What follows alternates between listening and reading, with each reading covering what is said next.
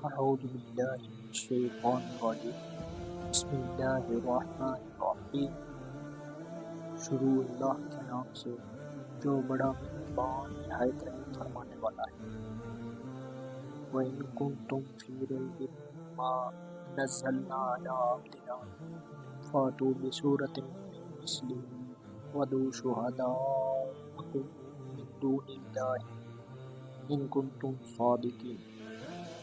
ہم نے جو کچھ اپنے بندے پر اتارا ہے اس میں اگر تمہیں شک ہو اور تم سچے ہو تو اس جیسی ایک صورت تو بنا لاؤ، اور تمہیں اختیار ہے کہ اللہ تعالیٰ کے سوا اپنے مددگاروں کو بھی بلا لو۔ یہ دلیل ہے قرآن کریم کے کلام الہی ہونے اور حضور اکرم صلی اللہ علیہ وسلم کی رسالت کی۔ یہ چیلنج صرف عرب کے شعراء اور بلغاء کے لیے نہیں بلکہ عرب و عجم کے سب منکرین کو دیا جا رہا ہے۔ یہاں پر یہ بات بتاتا چلوں کہ حضور اکرم صلی اللہ علیہ وسلم نے غالباً مکہ یا مدینہ مکہ میں سورۃ کوثر کی 3 آیات مطلب سورۃ کوثر کو لکھ کر ایک تختی پر صحابہ سے فرما کر لٹکا دیا تھا، اور منکرین سے فرمایا کہ اگر تم اپنے قول میں سچے ہو تو اس جیسی ایک صورت بنا کر ہمیں دکھا دو، تو وہ صورت بھی نہیں بنا سکے تھے۔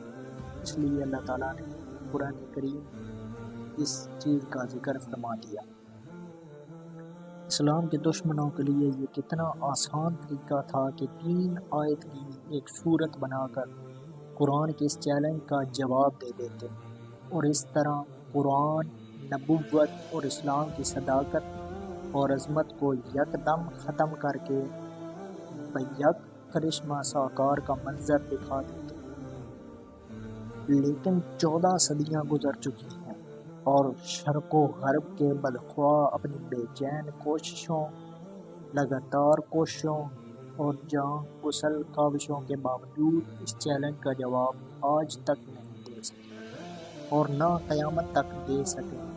جیسے قرآن نے پیشن گوئی کر دی ہے، تو اب کسی انصاف پسند ذی ہوش کے لیے یہ ماننے میں انکار کی کوئی گنجائش نہیں رہ جاتی کہ قرآن اللہ تعالیٰ کا کلام ہے، اور جس عبد مقرب صلی اللہ علیہ وسلم پر یہ نازل ہوا وہ اللہ تعالیٰ کا برگزیدہ رسول ہے۔ اس میں ایک آیت میں قرآن کے کلام الہی ہونے اور حضور صلی اللہ علیہ وسلم کے رسول ہونے کی ایسی دلیل پیش فرما دی جس کے سامنے بڑے بڑے سرکش مخالفوں کی گردنیں جھک گئیں۔ فَإِن لَّمْ تَفْعَلُوا وَلَن تَفْعَلُوا فَاتَّقُوا النَّارَ الَّتِي وَقُودُهَا النَّاسُ وَالْحِجَارَةُ أُعِدَّتْ لِلْكَافِرِينَ۔ پس اگر تم نے نہ کیا اور تم ہرگز نہیں کر سکتے تو اسے سچا مان کر اس آگ سے بچو جس کا ایندھن انسان اور پتھر ہیں، جو کافروں کے لیے تیار کی گئی ہے۔ وَبَشِّرِ الَّذِينَ آمَنُوا وَعَمِلُوا الصَّالِحَاتِ أَنَّ لَهُمْ جَنَّاتٍ تَجْرِي مِن تَحْتِهَا الْأَنْهَارُ كُلَّمَا رُزِقُوا مِنْهَا مِن ثَمَرَاتٍ رِزْقًا قَالُوا هَٰذَا الَّذِي رُزِقْنَا مِن قَبْلُ وَأُتُوا بِهِ مُتَشَابِهًا وَلَهُمْ فِيهَا أَزْوَاجٌ مُّطَهَّرَةٌ وَهُمْ فِيهَا خَالِدُونَ۔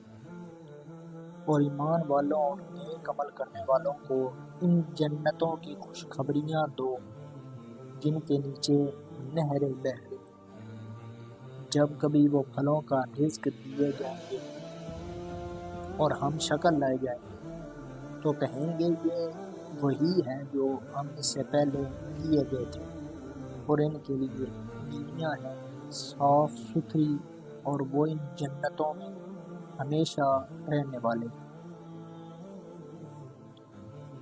حق واضح ہو جانے کے بعد حق کا انکار کرنے والوں کے لیے جو عذاب تیار کیا گیا ہے، اس کے ذکر کے بعد ان لوگوں کو جو ایمان اور نیک اعمال سے متصف ہیں اللہ تعالیٰ کی سرمدی نعمتوں کے مزداد سے خوارزم کیا جا رہا ہے۔